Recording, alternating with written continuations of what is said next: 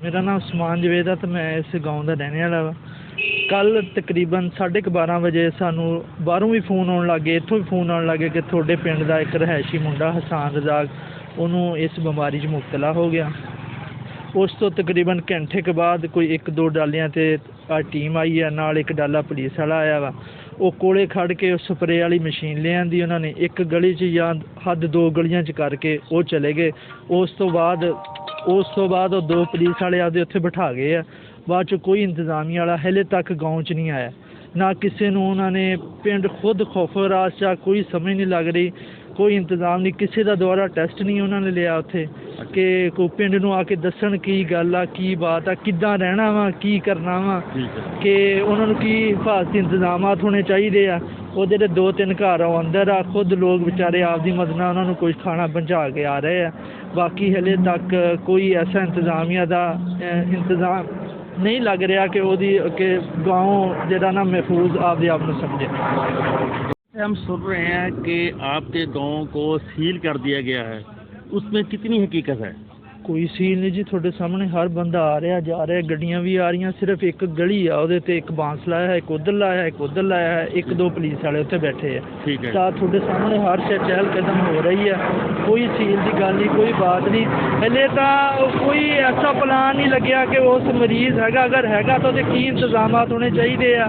लोगों को कोई चीज़ का इलम नहीं, ना किसी ने आके इतने गाही प्रोग्राम किया जी आ इदा होना चाहिए, इदा होना चाहिए।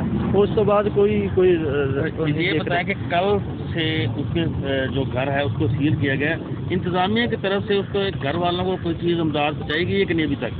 अभी तक इंतजामिया की तरफ से तो नहीं है, गांव वालों ने तकरीबन उनकी मदद की है खुद ही, कि उनको राशन पहुँचाया है, आटा पहुँचाया है, फिर उनको दालें जो भी ज़रूरत की चीज़ें थी वो अल्हम्दुलिल्लाह गांव वाले लोगों ने उनको पूरी करके।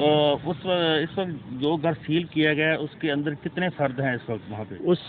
2 बच्चियां हैं, एक बच्चा है, एक उनकी वालदा है। कल उनका वालिद जो लड़के का वालिद था वो भी अपने घर आ गया, इधर वापस आ गया वापस कल। हाँ जी, वापस आ गया, कल से वो वापस आया। यहाँ पे जो वो फैमिली है उसका इन्होंने कोई टेस्ट वगैरह लिया या करतीन? नहीं, अभी वो करतीन सिर्फ उस घर को उन्होंने बंद कर दिया अंदर से, लेकिन टेस्ट की अभी कोई रिपोर्ट नहीं है कि उन्होंने उनके सैंपल लिए हैं, कोई टीम इस तरह की नहीं आई जी। वा इत्थे पुलिस भी आई है, आर्मी भी आई है, उन्होंने गली बंद की है, उन्होंने घर तो स्प्रे भी की है ਤੇ ਲੋਕਾਂ ਨੂੰ ਵੀ ਦੱਸਿਆ ਵੀ ਲੋਕ ਹੁਣ ਘਰਾਂ 'ਚ ਬੈਠੇ ਆ, ਕਾਰੋਬਾਰ ਬੰਦ ਆ ਸਾਰਾ ਹੀ ਕਰ ਰਹੇ ਆ।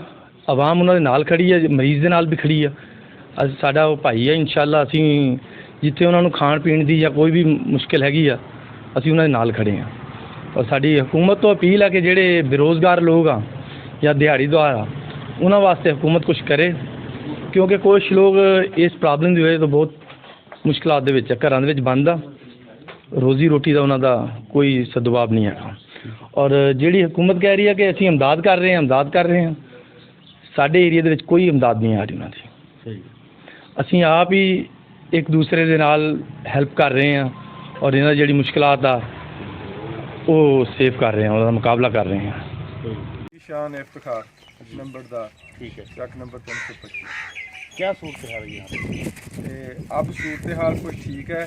कल जो पॉजिटिव आया था रिज़ल्ट, उसके बाद टीमें आई हैं इधर, एसी साहबान की और तहसीलदार आया है, SHO साहब पुलिस का पूरा अमला आया है, महकमा सेहत का पूरा अमला आया है इधर, स्प्रे भी हुई है, 1122 वाले भी आए हैं और मीडिया भी आया है। सब ने आकर अपनी कार्रवाई अच्छे तरीके से की है। और फिर उसके बाद जो घर वाले थे उनको घर में रहने का हुक्म दिया है, गांव में ऐलान कराया है, साथ वाले गांव में ऐलान किए हैं कि कोई बंदा इधर ना आए, इधर का बंदा उधर न जाए। सबको किया हुआ, लेकिन 3 घरों को ज़रूरी सील किया हुआ कि उन्होंने नहीं निकलना। एक रज़ाक का घर है और 2 उनके भाइयों के घर हैं। अच्छा, ये बताएं कि जो इंतज़ामिया की तरफ से आपको यहाँ पे फूड आइटम्स भेजी गई हैं वो कितनी भेजी गई हैं, क्या क्या चीज़ भेजी गई है? उनमें दालें थी, घी था, चावल थे और आटे की थैली थी। ये एसी साहबान की तरफ से आया था। ठीक है, जो इंतजामिया की तरफ से यहाँ इंतजाम किए गए हैं, आपने इसके खुश हैं या वो नाक़िस इंतजाम हैं? बहुत अच्छे इंतजाम हैं और पुलिस का अमला भी बहुत तावन कर रहा है और इधर गली में भी किसी को आने नहीं दिया जा रहा। बहुत अच्छा इंतज़ाम है। अच्छा, मैंने ये आपका गांव विज़िट किया है, मुझे यहाँ पे लोग वैसे ही आ जा रहे हैं, किसी की कोई जो घर के अंदर महदूद करने की कार्रवाई थी वो नहीं अभी तक मैंने देखी यहाँ पे। कल तो कार्रवाई बहुत अच्छी थी, लोग घरों में सहमे बैठे थे, कम बाहर आ रहे थे। आज थोड़ी थोड़ी चहलकदमी हुई है, इंशाअल्लाह ताला वो भी ठीक हो जाएगा। यहाँ पर लोग काफ़ी शिकार हैं, खौफ फैला हुआ है, खौफ रास फैला हुआ है। लोगों को तभी की गई है कि अपने घरों में रहें और नंबरदार से ऐलान भी किया गया, बार बार ऐलान किए गए अपने घरों में बंद रहें। और कोई लोग इधर जो एरिया है उसमें कोई भी किसी को इजाज़त नहीं है कि अंदर जाने का, और अंदरूनी और बैरूनी रास्ते उन्होंने बंद किए।